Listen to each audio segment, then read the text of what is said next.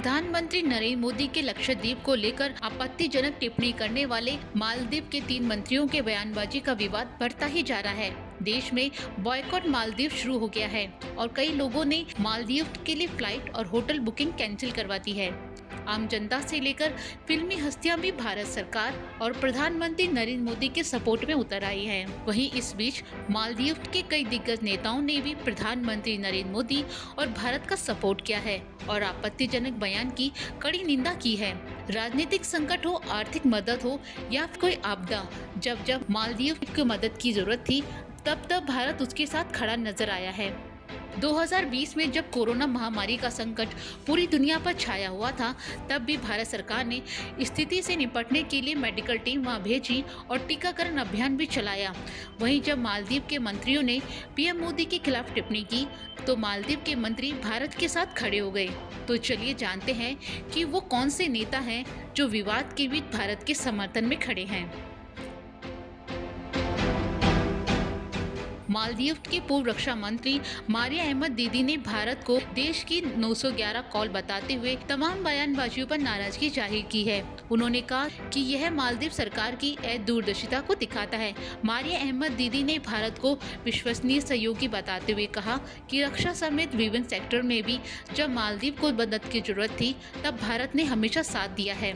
मारिया अहमद दीदी ने कहा, हम एक छोटा देश हैं और सबके साथ हमारी दोस्ती है, लेकिन हम इससे इनकार भी नहीं कर सकते कि हम भारत के साथ बॉर्डर साझा करते हैं। हमारी रक्षा चिंताएं समान है और भारत ने हमेशा हमारी मदद की है और अलग अलग सेक्टर्स में मदद करके उन्होंने हमें आत्मनिर्भर बनाने की कोशिश की है।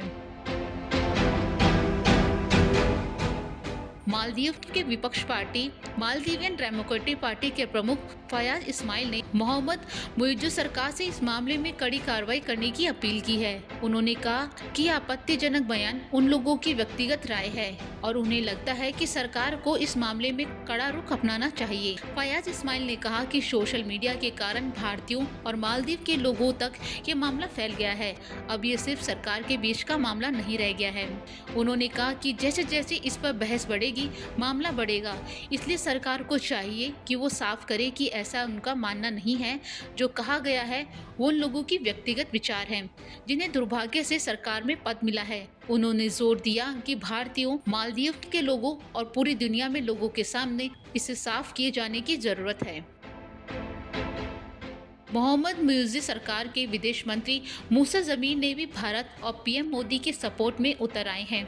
उन्होंने कहा कि हमारे पड़ोसी मुल्क को लेकर की गई आपत्तिजनक टिप्पणी अस्वीकार्य है और जो बोला गया है वैसा मालदीव सरकार का मानना नहीं है। उन्होंने कहा कि परस्पर सम्मान और समझ के आधार पर हम सभी के साथ और खास तौर से अपने पड़ोसियों के साथ सकारात्मक और रचनात्मक संवाद के लिए प्रतिबद्ध है। पूर्व राष्ट्रपति मोहम्मद सोलिह ने कहा, हम मालदीव सरकार के मंत्रियों की ओर से की गई टिप्पणी की निंदा करते हैं। भारत हमेशा मालदीव का अच्छा मित्र रहा है और इस तरह की टिप्पणी करके दोनों देशों के सदियों पुराने रिश्तों पर नकारात्मक प्रभाव डालने की इजाजत नहीं देनी चाहिए।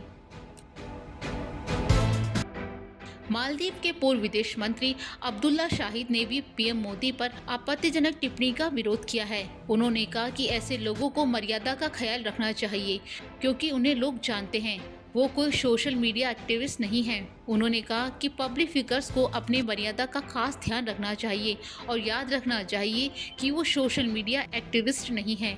उन पर देश के हित की रक्षा करने की जिम्मेदारी है।